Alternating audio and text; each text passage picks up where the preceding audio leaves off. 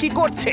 আর আপাতত 1 মিনিট কেটে গেছে, আরো এখনো 5 নম্বর ফ্লোরেই আছে। কিন্তু মনে রাখবে ওকে বাকি 4টে ফ্লোর কমপ্লিট করতেই হবে সময় শেষ হবার আগেই, বাটন এখানে রয়েছে।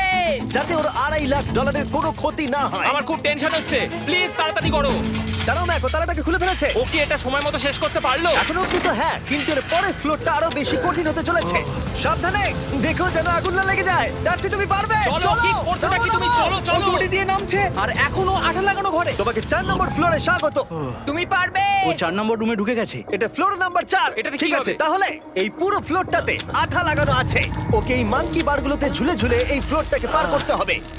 আর বলে রাখি, এই আঠার উপর দিয়েও হেঁটে একেবারেই যেতে পারবে না। তোমাকে মাংকি বারে ঝুলেই যেতে হবে। তুমি পারবে বন্ধু। চলো কাম অন ডার্সি, এগিয়ে করে দেখাও যাও। এটা। 2 মিনিট কেটে গেছে। মাথা ঠান্ডা রেখে খেলো বন্ধু।